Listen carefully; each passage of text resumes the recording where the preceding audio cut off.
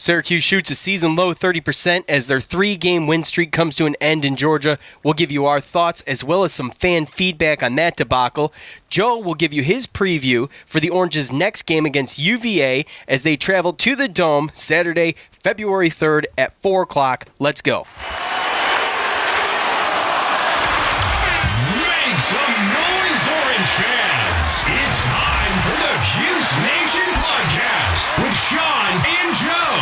Give us a like on Facebook at facebook.com/Cuse Nation podcast.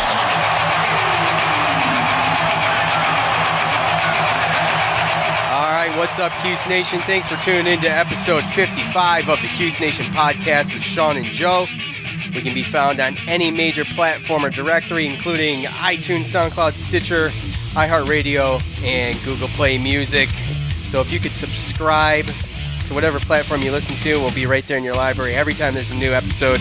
Thank you very much in advance for that.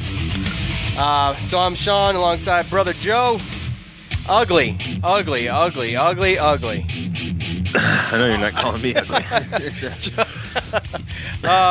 Talk about the game, right? Yeah, the game. That was the 10th meeting between Syracuse and Georgia Tech, and we stand at 5-5. Okay, so we're even with them. Quick note, Matthew Moyer is healthy. He didn't play last night, but I don't know if it would have made a difference. Maybe a little bit with the heavy man-to-man like that, but Moyer played. Did he play? Yeah. Oh, okay. Well, I didn't notice him out there. Is he in my box score? No, he sure is. It wasn't. It was 2 minutes though. He played 2 minutes. Yeah. Okay. Well, he is healthy. He says he's good. Howard Washington, on the other hand, is done for the season. And that happened in between our podcast and the last. Yeah, he got injured during practice. And we'll likely see Braden Bayer going forward. Coach mentioned it in his press conference. I think I saw something up at Syracuse.com about maybe using him a little bit. No, it said that he will play this weekend. He will play. Mm-hmm. Okay, well, there you go. He said even if it's a few minutes here and there just to give some people some burn. But I mean, they have to kind of – someone's got to get a little bit of rest once in a while or something just to gather their marbles sometimes. Last night was so bad. I saw 15 turnovers. I was like, that's it?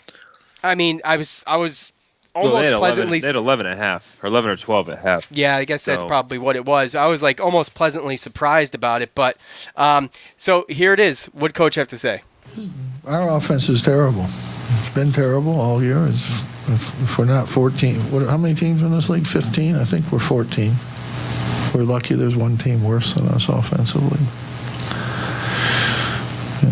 We've had an occasional game or two here and there, but it's not many. It's a struggle for us to score. It's what we talk about, what I hit on with the key points to this team and just how it is, especially with the depth and the way that it is what we always talk about. We know our offense is hampered. So what do we always talk about? We always talk about the free throw lines, the fast break and offensive rebound, second chance points, and we talk about limiting the turnovers. So, last night we got it done as far as getting to the free throw line. We made 16 out of 20. Yep. We did out rebound them, but they did get more. By 2, but they got 3 more offensive rebounds than we did, and we also had 15 turnovers, so there are 9 turnovers, and also. Real quick on the turnovers, they had 14 points off of those turnovers, and we had just 4 off of their 9. Yeah. So that's a huge swing right there. Yeah, they had 13 more shots than we did throughout the whole game total. They didn't. Georgia Tech's just like us. They came out, they played good. It was an inspiring defense, and as a team, the way that they played earlier and some of the losses that they should have had, they're going to play games like that, especially at home. The crowd was definitely into it, and.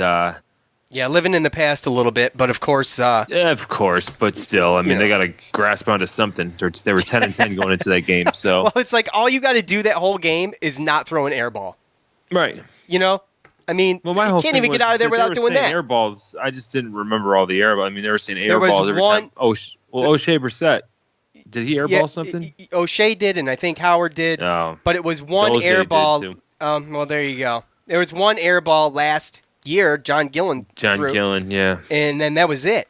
They didn't stop. They didn't stop, and they started the game like that, and they finished the game like that. So they're obnoxious. Good for them. If I do remember, I think that was actually the game after we beat NC State when Gillen just went off for like 43, and he was like the talk of the town. He was either that or it was after he hit the game winner against Duke. It was one of those two. So he was like the talk of the town. He came out and airballed the shot, and Georgia Tech just did not let it go the whole game last year. One bad shot, and they beat us too.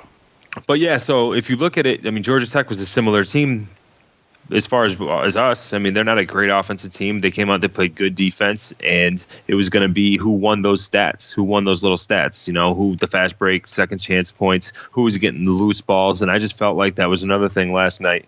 There's times where you turned around and we stopped them or held them to a miss, and it looks like, we're going down and, we have a hand on a rebound and all of a sudden we just lose it, or we get Frank Howard steps out of bounds, or we go down and we get a quick turnover, or you're flopping for a whatever. Yeah, and that's what. And even when you go down and you look at the Frank Howard technical foul, like still to this day, I mean, to this point, first off, I didn't think that Merrick, when he came behind the guy and tapped the ball, I didn't think that was a foul anyway. And they called the foul, and then I don't know what Frank Howard said. Boeheim made it sound like, it's something that a lot of players say, so I don't know what the deal was, but something along the lines of "Come on, man," is what Boeheim said. Right. Something along those lines. Yeah, and at that point in time, we were pressing. We were down 4. We had a couple turnovers in a row, and that looked like it could have been another potential turnover because it did look like Merrick had a nice little clean. But either way, we're down 4. So if that were to happen, where they go to the line for 1-and-1, whatever, next thing you know, the guy's shooting 4 free throws. He hits 3, and we're going from down 4 to down 7. And Georgia Tech's got the ball, and they scored a 2, and all of a sudden it's a 9-point game, just like that. And we were down 11, and we came back. So as ugly as it was, they still didn't stop. They're still fighting, and I think it's just we got to be realistic about the expectations of this team. It's just it is what you'd be seeing what the offense is. Like there's players that just right now are just inept, or just there's some players, some big guys that just are not physically big enough or strong enough to go down and do some of the things that they got to do to be elite in this conference. So they're fighting, they're clawing, but we know what the problems are, and we know what we have to do to keep the games close, and that's just the situation. It's not going to change. We're not going to magically get players. No, you're right. All right, so let's grade the Orange Joe. A quadrant 3 loss. I actually checked that before this, and because of that win, Georgia Tech jumped up to 134, which means that it's a quadrant 2 loss right now currently. Oh, really? Yeah. They jumped up that much? They were 171. No. They weren't? They were 140. 140. Okay. All right. Yep. Are you sure about that? Yeah. Okay. I remember looking at it. Yeah, they were 140. Okay. All right. My bad. All right. Well, I mean, I guess that's. I think that could have been the Ken Palm ranking was a little bit higher than that, I think. But yeah, that's where they are today. They're at 134. So actually, after last night and everything that had happened, they actually jumped up to a quadrant 2 loss right now. So if they can trend upward and get some more wins, then might not look like that bad. But like I said, right now it's a quadrant 2. So all right. Well, anyway, go ahead. I think our grades are going to be fairly similar, but go ahead. Give me your grade. I'm gonna go. I think I'm gonna go a C. As bad as really? Yeah. Oh my gosh! Yeah, we're not even close to being on the same page. No, I think that's just. Are you serious? Yeah. Okay. I think, and the only reason is because of the situation. Okay. Because of the fact that it was away and it was a tough environment, and Georgia Tech is a team they're well coached, and although they're limited just like we are, They looked a lot more hungry and a lot more physical, and they just kept. they played defense. And we just kept battling. I can't kill Syracuse with a grade when I expect them to not be a good offensive team anyway. With their offense in the way that it is, there's got to be games where you're going to expect this is going to happen. Okay. So a season low 30%. You've got our two guys leading this team combined for C-. Combined for an 8 of 34, both 4 for 17 between Battle and Howard. I think Battle finished with 19 points, Howard with 11. You had Howard dribbling off the back of his heel. Dribbled off the back of his heel in a key point in the game. It's towards the end of the game. A number of bad passes. They were never in a rhythm offensively, not even close. I mean, there was so much flopping and flailing, maybe trying to get calls and stuff, and they weren't getting the whistles, and so it would end up being a turnover. That was part of your problem in the first half with whatever it was, 11 turnovers you said. The technical foul got fouled a lot. Yeah, exactly. So I will give them that. I think there were whistles that weren't, and one that shouldn't have been was the technical. That really hurt us that late in the game. Frank Howard's not a guy to do that. He's not known for doing that. He's been through there 3 years. He's never. I guess coach said he's never gotten a technical, so I'll take his word for that. They were both two for 9 from behind the arc. And then you had Sidibe coming off his best game, 18 points, 16 rebounds. And he only had 3 points. 3 points and 4 rebounds. And then Chukwu, he had just 2 points and 4 rebounds. And he's our key blocker, and he didn't do anything. And they were outscored in the paint 30-10. So, and there is some good to this, and I'll get to that. But first, my grade is an F, man. Fail. I'm sorry. I thought you make me feel a little bad by giving them a C-. But we played good defense. We played good defense, and that's my good point. And those are my good points, Joe. We held them to a 33% shooting from the floor, and their offense was terrible. And we did a good job, and it was a close game because of the defense. We had a shot because of defense. Right, and we're lucky we were playing Georgia Tech. That's the thing is I can't give a team an F if they didn't get blown out. You know what I mean? Because you're talking about you have offense and defense, two different sides of a game. You know what I'm saying? I'm not trying to dissuade you. I'm just saying, I know you. I know what you're saying. At the end of the day, there's offense and defense, and when you play a really good defense, that's 50% of it. So you're making good points. They played a good enough defense to win the game, and to me, if it was 75-51, then it would have been an F. Would the technical foul mattered? There was going to be a 1-and-1. There was going to be a 1-and-1. That's and then we go. So what? The worst it would be down 6 instead of 9, and 7 they had the ball. Yeah. Yeah, so it ended up being 9. So it was a big turnaround, especially because that's when we actually got the momentum. It was like the first time we pressed, we got a call. Frank Howard got away with the kick on one of those steals, and we got a couple dunks in a row. Merrick had that dunk, but it was beautiful. I'd say that he wins possibly best dunk of the game for that because it's him. Because I love seeing him do stuff like that. He's not that aggressive like that on the offensive. Yeah. So it's their defense was the only momentum that we had. The defense was good, and the ref took it away from us because their defense is good. And you're right. The ref. That was a terrible call in my opinion, and it's not just because I'm a Syracuse fan. It's because I think it was a terrible call.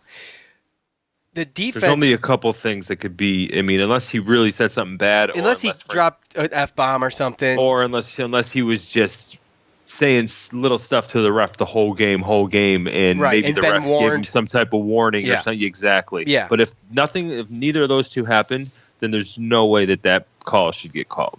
Yeah. Ever. Yeah, you don't see it. I watch agree. Way too much college basketball to agree with that call unless one of those two things happen. No, I agree. So your point with the defense, though, they did play good defense, but they were playing a weak offensive team. So that's true. We only graded it, but what is it going against? Exactly. So, all right. Well, there's your grade: C-, F. What do we equal out to? What, like a D? Yeah. All right. Well, that's the first time we've really disagreed. We've been a little off, but that was the biggest distance between us both. So, all right. Well, you were right about the RPI too. It's 134 now. I don't know what I checked, but I missed that one. My bad. So, Yeah. all right, time for some fan feedback. These are all Facebook comments. I don't do the Twitter thing. Nick posts positive of this game. Nobody on this team is leaving for the NBA, so they will be a great team next year with insane incoming freshmen. Does he have a point, Joe? Yes, absolutely. This year, it was kind of like we talked about before. Lose Torian Thompson. We lose Geno Thorpe, who was supposed to be a scorer, three-point shooter that transferred as a graduate senior. Fresh legs.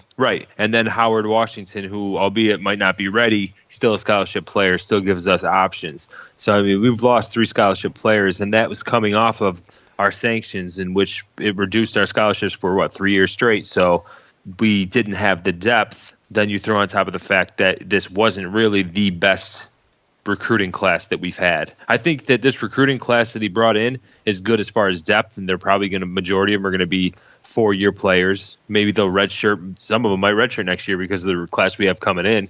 But yeah, so this year it's one of those things where, honestly, if you look at it, and you look at the numbers and the people and stuff like that, I mean, 15-7 right now is we're sitting pretty. Where we are right now, we're sitting pretty. So next year, one of the best recruiting classes that Boeheim's had in a long time, and a lot of people are probably going to forget the fact that we had.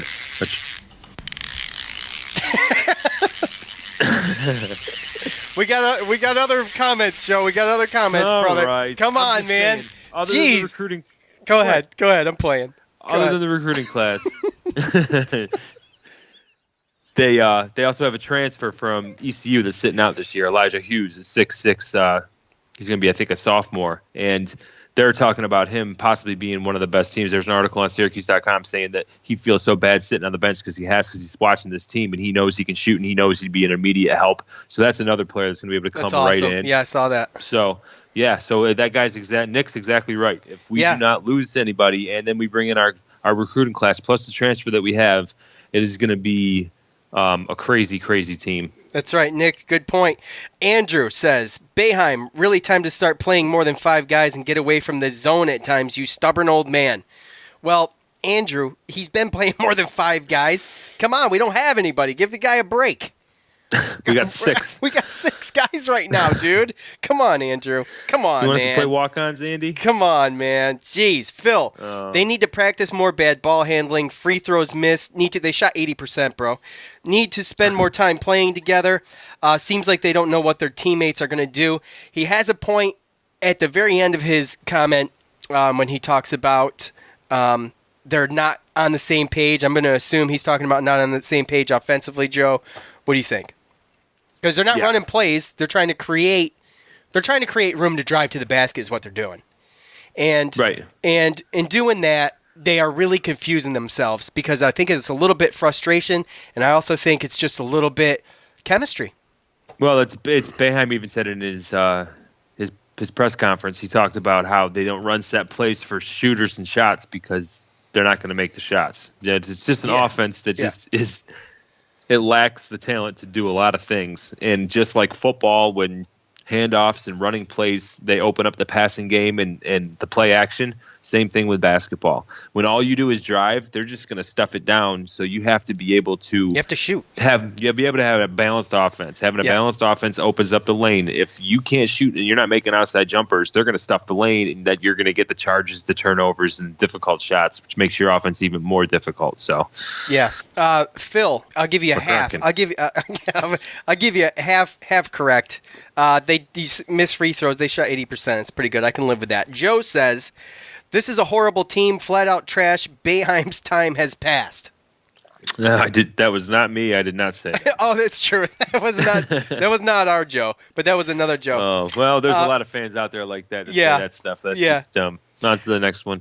Kevin, my dad and I figured out an average of 1 point per minute for most of the game. That is ugly as hell. Kevin, you and your dad are absolutely right.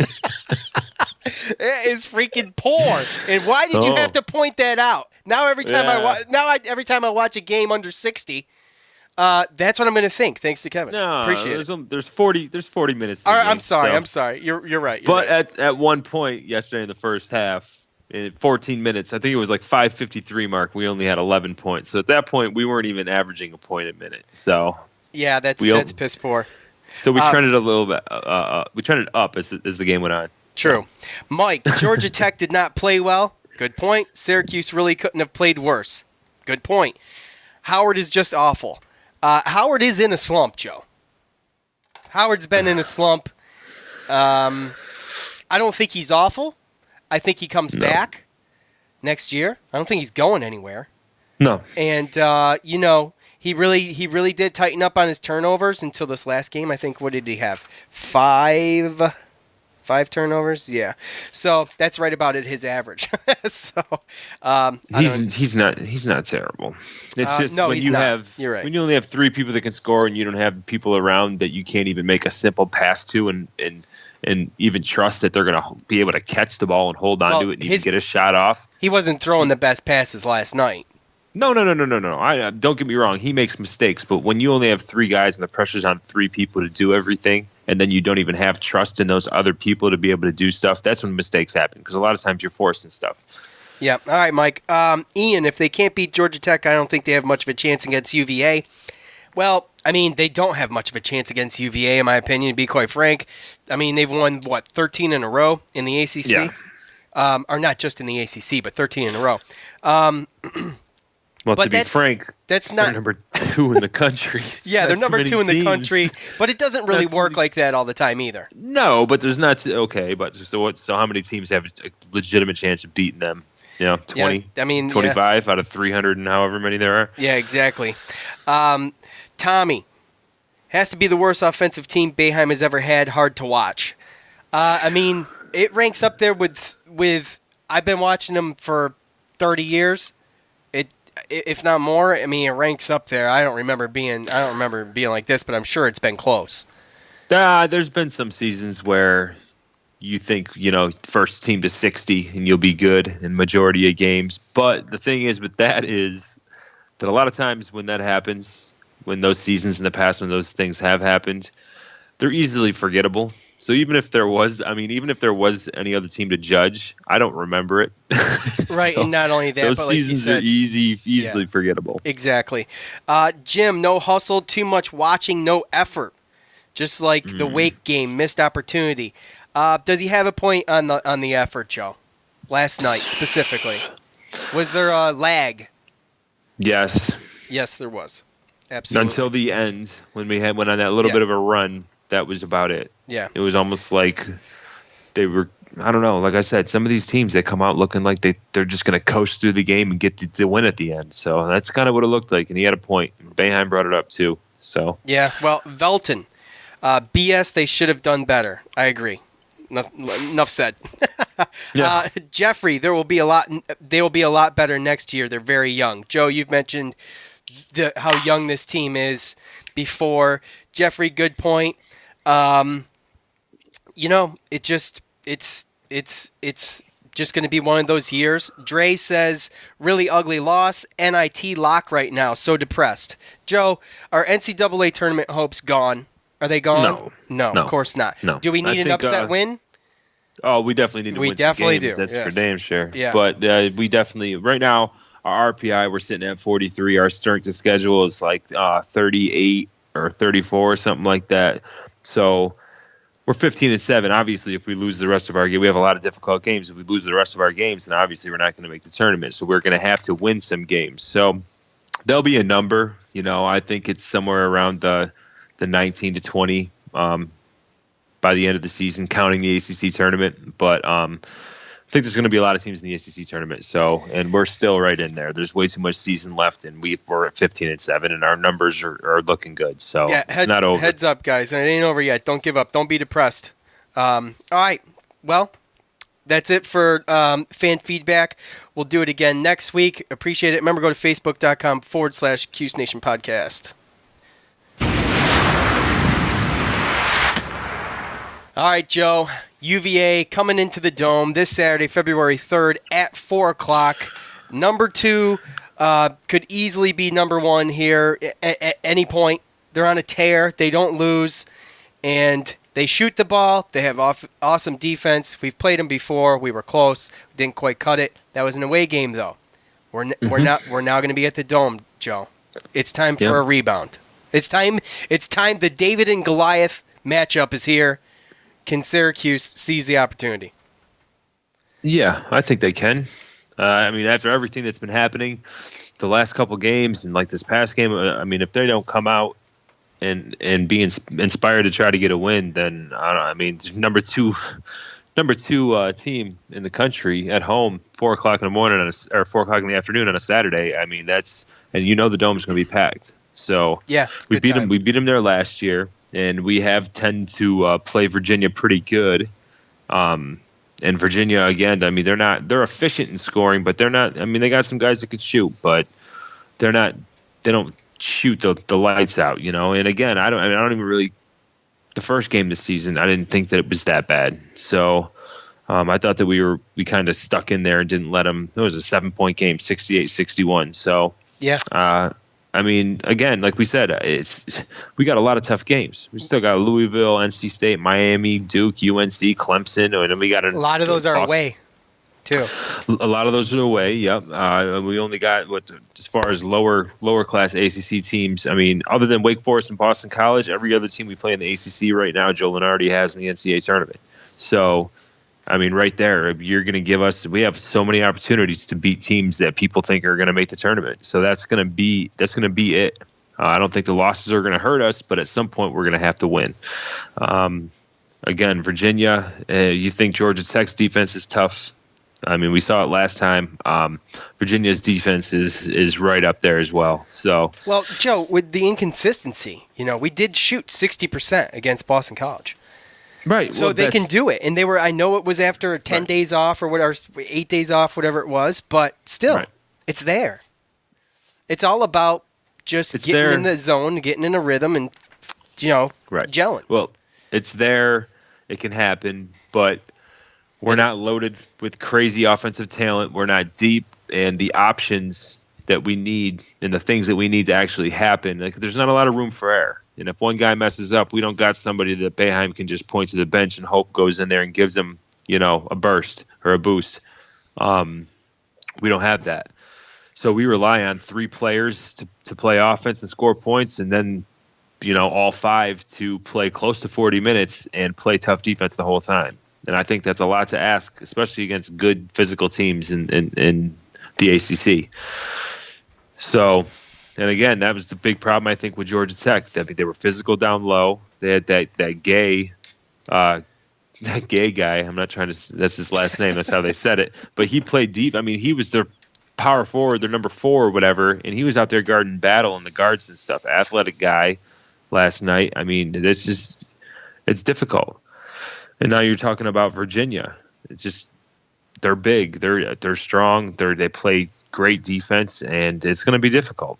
Yeah. So, like you said, we can do it, but the fans got to be out there. We got to be inspired. We cannot, like you said, lag or ball watch or not. We got to be all in. People got to be at their spots that they got to be at, and they can't stop. Effort's got to be there the whole time. Yeah. That's how you beat teams like that. That's the only way. The effort's got to be there, and the energy. You got a shallow bench, and it would be tough. But you are at home. You have that advantage, and keep the energy up and keep the pace up. And who knows? People got to be on though. Frank Howard and Tyus Battle, they have to set the pace for the offense. They got to do it. Well, they're the only ones that can. They're only ones that can. I know, but they need to make those outside shots so that way you can expand the defense a little bit and maybe get Brissett in there. I mean, right. Moyer's going to be back, and we'll have Braden will play. So we'll see how he can do. I talk as a positive, Syracuse fan, but I'm also, I have certain expectations. I'm realistic, and realistically to me, when Torian Thompson left, that was difficult. Yeah, and as soon as Geno Thorpe left, I thought that my expectations were if this team makes the NCAA tournament, then this is an underdog story. So it's not like, as a Syracuse fan, I wouldn't look at this season as a title run, a chance for the title run, or this or that. You just want to get there, though. You know? Right. Well, if you can just get there, you could make a run, make a nice little story. Like, we were a 10 seed, got to the Final Four a couple years back. That's always nice. Do I think we have the team to do that? Come on. What? I mean, Sweet 16, that's what, 3 games? Right. No, Sweet 16 is just winning the first 2 games. Yeah. Well, if you have a play-in game, making it to the second weekend. Oh, well, yeah. But, I mean, I'm just saying, overall, like, that's the type of expectations you should have. I mean, we make the NITs, it's not awful. The team that we have, I just don't think everyone's got these expectations, and then you get the records, and it's just every year the same thing. And then Boeheim's too old, 2-3 zones outdated, blah, blah, blah, blah, blah. Like, sometimes this stuff happens. We talked about why it's in the situation that it's in. And if we make the NCAA tournament this year, it's an underdog story. Like, I'm surprised that they're 15-7 right now. And they left games on the table. True. So. Yeah, they definitely did. They did. They left a couple of them on the table. And, a couple close ones. So Notre Dame was still one that I look back on and be like, oh, my gosh. Again, Notre Dame was a tough one. And then Wake Forest and last night Georgia Tech are just 2 very similar games where even St. Bonaventure, all 3 of those games really were kind of similar as far as offense. I don't think that they went in taking the teams as serious, and they went in and, there were 3, 4, 5 point losses where it was just a couple calls here, a couple calls there, but we weren't on our game. Yep. And those are the type of games that you can't do that. I mean, our team can't do that. So. All right, Joe. Final thought, brother, as always. I give it to you. Well, like I said, I mean, this weekend's going to tell us a lot, I think, about what we're going to see the second half. Because if we go out there and we lay down and let this team whoop up on us at home, then it's going to be tough to recover. Demoralizing. Yeah, it's not going to be good. Confidence will be low, and right. we can't be. And I'm not talking we have to win. I'm just saying fight. If they come out confident and they show some effort and they make it a close game and they're in the game, then that'll show me some positive signs that they're still in it and they still have confidence to try to make a run at this thing. All right. Well, everybody, thanks for listening. Remember to go to facebook.com/Cuse Nation Podcast. Give us a like there. For Joe, I'm Sean. Until next time, we're out. Peace. You just heard the Cuse Nation Podcast with Sean and Joe.